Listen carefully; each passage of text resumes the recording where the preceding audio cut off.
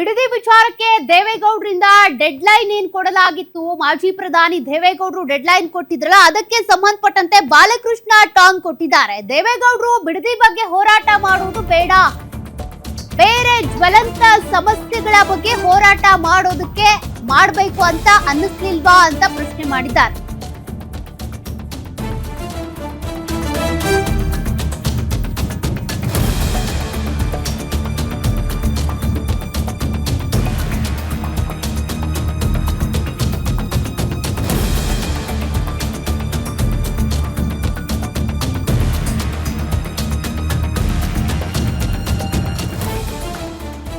ದೇವೇಗೌಡರು ಕಾಸ ಇದ್ದಾರೆ ಮೋದಿ ಅವ್ರ ಜೊತೆಗೆ. ದೇವೇಗೌಡರು ಮೇಕೆದಾಟು ಮಹದಾಯಿ ಬಗ್ಗೆ ಯಾಕೆ ಮಾತಾಡ್ತಿಲ್ಲ, ಯಾಕೆ ಅದ್ರ ಬಗ್ಗೆ ಒಪ್ಪಿಸ್ತಾ ಇಲ್ಲ ಮೋದಿ ಅವ್ರನ್ನ? ಹಾಸನದಲ್ಲಿ 2,000 ಎಕರೆ ಜಮೀನು ಭೂಸ್ವಾಧೀನ ಆಗಿದೆ, ಅಲ್ಲಿ ಯಾಕೆ ರೈತರ ಬಗ್ಗೆ ದೇವೇಗೌಡರು ಮಾತಾಡ್ತಿಲ್ಲ? ಮೆಚ್ಚಿಸೋದಕ್ಕೆ ಗೌಡ್ರು ಧರಣಿ ಕೂರ್ತಾರೆ, ನಾವೇನು ಮಾಡೋದಕ್ಕಾಗಲ್ಲ, ಇದೇ ಧರಣಿಯನ್ನ ಮೋದಿಯವರ ಮುಂದೆ ಮಾಡ್ಲಿ ಅಂತೇಳಿ ಶಾಸಕ ಎಚ್.ಸಿ. ಬಾಲಕೃಷ್ಣ ಟಾಂಟ್ ಮಾಡಿದ್ದಾರೆ. ಇಲ್ಲಿ ಮಾತನಾಡ್ತಾರೆ, ಇಲ್ಲಿ ಇಷ್ಟೆಲ್ಲ ಪ್ರಶ್ನೆ ಮಾಡ್ತಾರೆ. ಮೋದಿ ಅವ್ರ ಜೊತೆ ಕಾಸ ಇದ್ರು ಕೂಡ ಯಾಕೆ ಮಹದಾಯಿ ಮೇಕೆದಾಟು ಯೋಜನೆಗೆ ಪರ್ಮಿಷನ್ ತಗೋತಿಲ್ಲ ಅಂತ. ಈಗ ನೋಡಿ, ದೇವೇಗೌಡರಿಗೆ ಬಹಳ ಜ್ವಲಂತ ಸಮಸ್ಯೆಗಳಿದಾವೆ ಈ ರಾಜ್ಯದಲ್ಲಿ. ಅದು ಮೇಕೆದಾಟು ಇರ್ಬೋದು, ಮಹದಾಯಿ ಇರ್ಬೋದು, ಈ ರೀತಿ ಅನೇಕ ಇಶ್ಯೂಸ್ಗಳಿದಾವೆ. ಅದ್ರ ಬಗ್ಗೆ ಅವರು ಬೆಳಕು ಚೆಲ್ಲಬೇಕು, ಅದ್ರ ಬಗ್ಗೆ ಅವರು ಹೋರಾಟ ಮಾಡಬೇಕು. ಅದ್ರ ಬಗ್ಗೆ ಅವರು ನರೇಂದ್ರ ಮೋದಿ ಅವ್ರಿಗೆ ಕಾಸ ಇದ್ದಾರೆ. ನರೇಂದ್ರ ಮೋದಿ ಅವ್ರ ಹತ್ರ ಹೋಗಿ ಇಂಥ ಸಮಸ್ಯೆಗಳನ್ನ ಬಗೆಹರಿಸಲಿ. ಈಗ ದೇವೇಗೌಡರೇ IIT ಆಗಬೇಕು ಅಂತೇಳಿ, IIT ಆಗಬೇಕು ಅಂತೇಳಿ ದೇವೇಗೌಡರೇ IIT ಆಗಬೇಕು ಅಂತೇಳಿ 2,000 ಎಕರೆನ ಹಾಸನದಲ್ಲಿ ನ್ಯಾಷನಲ್ ಹೈವೇನಲ್ಲಿ ಅಕ್ವೈರ್ ಮಾಡೋರಲ್ಲ, ಇದಕ್ಕೆ ದೇವೇಗೌಡರು ಯಾಕೆ ಹೋರಾಟ ಮಾಡಲಿಲ್ಲ ಕೈ ಬಿಡಿ ಅಂತ? ತಮಗೊಂದು ನ್ಯಾಯ, ಪರರಿಗೊಂದು ನ್ಯಾಯ. ಅವ್ರಿಗೆ ಮೂಲ ಉದ್ದೇಶ ಏನಂತಂದರೆ DK ಶಿವಕುಮಾರ್ ಅವ್ರ ಮೇಲೆ ಕಪ್ಪು ಮಸಿ, ಅವ್ರ ಮುಖಕ್ಕೆ ಕಪ್ಪು ಮಸಿ ಬೆಳಿಬೇಕು, ಅವ್ರಿಗೆ ಕೆಟ್ಟ ಹೆಸರು ಬರಬೇಕು, ಅದಕ್ಕೆ ಏನೇನು ಷಡ್ಯಂತ್ರ ಮಾಡಬೇಕು ಅದೆಲ್ಲ ಸೇರಿ ಅವ್ರ ಕುಟುಂಬ ಮಾಡ್ತಾ ಇದೆ. ಇದು ಕುಮಾರಸ್ವಾಮಿ ಅವ್ರಿಗೆ, ನಿಖಿಲ್ ಕುಮಾರಸ್ವಾಮಿ ಅವ್ರಿಗೆ ಮೆಚ್ಚಕ್ಕೆ ಬಂದು ಧರಣಿ ಕೂತ್ರೆ ಅದಕ್ಕೆ ನಾವೇನು ಅದಕ್ಕೆ ಉತ್ತರ ಕೊಡೋಕ್ಕಾಗಲ್ಲ. ಅವರೇ ಮಾಡಿದ್ರಲ್ಲ 2,000 ಎಕರೆ, ಯಾಕೆ ಧರಣಿ ಕೂರಲಿಲ್ಲ? ಅಲ್ಲೋಗಿ ಯಾಕೆ ಬಿಡಲಿಲ್ಲ ರೈತರದ್ದು ಹಾಸನದಲ್ಲಿ? ಆ ರೈತರಿಗೆ ಯಾಕೆ ನ್ಯಾಯ ಕೊಡಿಸ್ಲಿಲ್ಲ ಹಂಗಾದ್ರೆ? ಅಂದರೆ ಇದರ ಅರ್ಥ ಹಿನ್ನೆಲೆ ಏನು? ದೇವೇಗೌಡರ ಕುಟುಂಬ DK ಶಿವಕುಮಾರ್ ಅವರ ವಿರುದ್ಧ ಷಡ್ಯಂತ್ರ ಮಾಡ್ತಾ ಇದೆ ಅಂತೇಳಿ ಅದು ಜನರಿಗೆ ಅರ್ಥ ಆಗ್ತದೆ, ಜನರು ತೀರ್ಮಾನ ಮಾಡ್ತಾರೆ. ಈಗ ನೋಡಿ, ದೇವೇಗೌಡರಿಗೆ ಬಹಳ ಜ್ವಲಂತ ಸಮಸ್ಯೆಗಳಿದೆ. ಈ ರೀತಿ ಅನೇಕ ಇಶ್ಯೂಸ್ಗಳಿದಾವೆ. ಅದ್ರ ಬಗ್ಗೆ ಅವರು ಬೆಳಕು ಚೆಲ್ಲಬೇಕು, ಅದ್ರ ಬಗ್ಗೆ ಅವರು ಹೋರಾಟ ಮಾಡಬೇಕು. ಅದ್ರ ಬಗ್ಗೆ ಅವರು ನರೇಂದ್ರ ಮೋದಿ ಅವ್ರಿಗೆ ಕಾಸ ಇದ್ದಾರೆ. ನರೇಂದ್ರ ಮೋದಿ ಅವ್ರ ಹತ್ರ ಹೋಗಿ ಇಂಥ ಸಮಸ್ಯೆಗಳನ್ನ ಬಗೆಹರಿಸಲಿ. ಈಗ ದೇವೇಗೌಡರೇ IIT ಆಗಬೇಕು ಅಂತೇಳಿ, IIT ಆಗಬೇಕು ಅಂತೇಳಿ ದೇವೇಗೌಡರೇ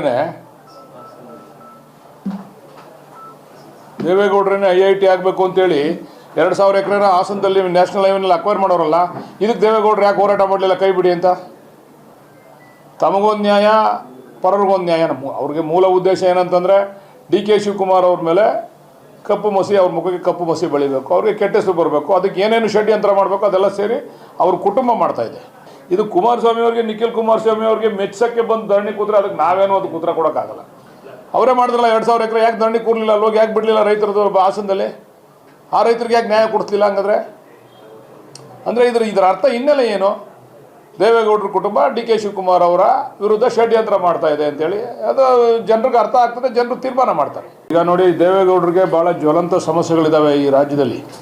ಅದು ಮೇಕೆದಾಟು ಇರ್ಬೋದು, ಮಹದಾಯಿ ಇರ್ಬೋದು, ಈ ರೀತಿ ಅನೇಕ ಇಶ್ಯೂಸ್ಗಳಿದಾವೆ. ಅದ್ರ ಬಗ್ಗೆ ಅವರು ಬೆಳಕು ಚೆಲ್ಲಬೇಕು, ಅದ್ರ ಬಗ್ಗೆ ಅವರು ಹೋರಾಟ ಮಾಡಬೇಕು. ಅದ್ರ ಬಗ್ಗೆ ಅವರು ನರೇಂದ್ರ ಮೋದಿ ಅವ್ರಿಗೆ ಕಾಸ ಇದ್ದಾರೆ. ನರೇಂದ್ರ ಮೋದಿ ಅವ್ರ ಹತ್ರ ಹೋಗಿ ಇಂಥ ಸಮಸ್ಯೆಗಳನ್ನ ಬಗೆಹರಿಸಲಿ. ಈಗ ದೇವೇಗೌಡರೇ IIT ಆಗಬೇಕು ಅಂತೇಳಿ, IIT ಆಗಬೇಕು ಅಂತೇಳಿ ದೇವೇಗೌಡರೇ IIT ಆಗಬೇಕು ಅಂತೇಳಿ 2,000 ಎಕರೆನ ಹಾಸನದಲ್ಲಿ ನ್ಯಾಷನಲ್ ಹೈವೇನಲ್ಲಿ ಅಕ್ವೈರ್ ಮಾಡೋರಲ್ಲ, ಇದಕ್ಕೆ ದೇವೇಗೌಡರು ಯಾಕೆ ಹೋರಾಟ ಮಾಡಲಿಲ್ಲ ಕೈ ಬಿಡಿ ಅಂತ? ತಮಗೊಂದು ನ್ಯಾಯ, ಪರರಿಗೊಂದು ನ್ಯಾಯ. ಅವ್ರಿಗೆ ಮೂಲ ಉದ್ದೇಶ ಏನಂತಂದರೆ DK ಶಿವಕುಮಾರ್ ಅವ್ರ ಮೇಲೆ. ಮತ್ತಷ್ಟು ಡೀಟೇಲ್ಸ್ ಕೊಡ್ತಾರೆ ನಮ್ಮ ಪೊಲಿಟಿಕಲ್ ರಿಪೋರ್ಟರ್ ದುರ್ಗೇಶ್. ಈಗ ಈ ಬಿಡದಿ ಟೌನ್ಶಿಪ್ ವಿಚಾರಕ್ಕೆ ಹೋರಾಟಕ್ಕೆ ಮಾಜಿ ಪ್ರಧಾನಿ ದೇವೇಗೌಡರು ಕೂಡ ಧುಮುಕಿದ್ದಾರೆ. ಅದರ ಬೆನ್ನಲ್ಲೇ ಈಗ ಎಚ್.ಸಿ. ಬಾಲಕೃಷ್ಣ ಟಾಂಟ್ ಮಾಡಿದ್ದಾರೆ. ಮುಂದೇನಾಗಬಹುದು? ಅವ್ರು ಕೇಳಿರುವಂತ ಪ್ರಶ್ನೆಗಳು ಕೂಡ ವ್ಯಾಲಿಡ್ ಇದೆ. ಮಹದಾಯಿ ಮೇಕೆದಾಟುಗೆ ಸಂಬಂಧಪಟ್ಟಂತೆ ಪ್ರಧಾನಿ ಮೋದಿ ಅವರ ಹತ್ರ ಮಾತನಾಡಬಹುದಲ್ಲ, ಪರ್ಮಿಷನ್ ಕೊಡಿಸಬಹುದು ಅಂತ. ಬಟ್ ಅದಕ್ಕೆ ಸಂಬಂಧಪಟ್ಟಂತೆ ಯಾವತ್ತೂ ಕೂಡ ಏನು ಮಾತಾಡಿಲ್ಲ ಜೆಡಿಎಸ್ ನಾಯಕರು. ಮುಂದೇನಾಗುತ್ತೆ?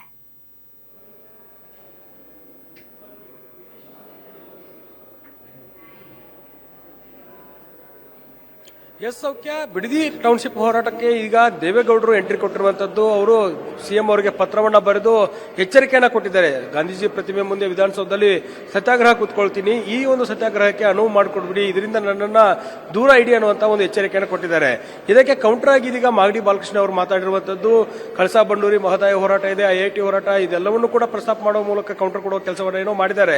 ಆದರೆ ಬಿಡದಿಯಲ್ಲಿ ನಡೀತಿರುವಂತಹ ಈ ಒಂದು ಹೋರಾಟಕ್ಕೆ ಜೆಡಿಎಸ್ ಬೆಂಬಲವನ್ನು ಕೊಟ್ಟಿದೆ. ಕುಮಾರಸ್ವಾಮಿ ಅವರು ರೈತರ ಜೊತೆಗೆ ಕುಳಿತುಕೊಂಡು ಸಂವಾದವನ್ನು ನಡೆಸಿದ್ರು. ಅಲ್ಲದೆ ಸಿಎಂ ಅವರಿಗೂ ಕೂಡ ಆಹ್ವಾನವನ್ನು ಕೊಟ್ಟಿದ್ರು. ರೈತರ ಜೊತೆಗೆ ಕುಳಿತು ಚರ್ಚೆ ಮಾಡೋಣ ಬನ್ನಿ ಅನ್ನುವಂತ ಒಂದು ಸವಾಲನ್ನು ಹಾಕಿದ್ರು.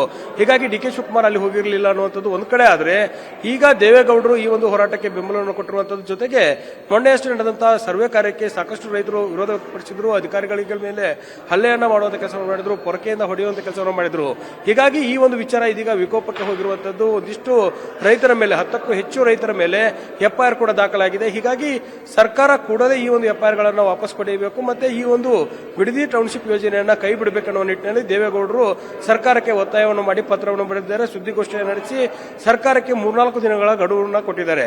ಇತ್ತ ದೇವೇಗೌಡರು ಮಾಡಿರುವಂತಹ ಏನು ಪತ್ರಕ್ಕೆ ಉತ್ತರವನ್ನು ಕೊಡುವ ನಿಟ್ಟಿನಲ್ಲಿ ಸಿಎಂ ಡಿ.ಕೆ. ಶಿವಕುಮಾರ್ ಅವರು ಯಾವ ರೀತಿ ಉತ್ತರ ಕೊಡ್ತಾರೆ, ಮತ್ತೆ ಸಿಎಂ ಅವರು ದೇವೇಗೌಡರಿಗೆ ಸುದ್ದಿಗೋಷ್ಠಿಯನ್ನು ನಡೆಸಿ, ಅಂದ್ರೆ ದೇವೇಗೌಡರು ಸಾಲು ವಿಚಾರಗಳನ್ನ ಪ್ರಸ್ತಾಪ ಮಾಡಿದ್ರು.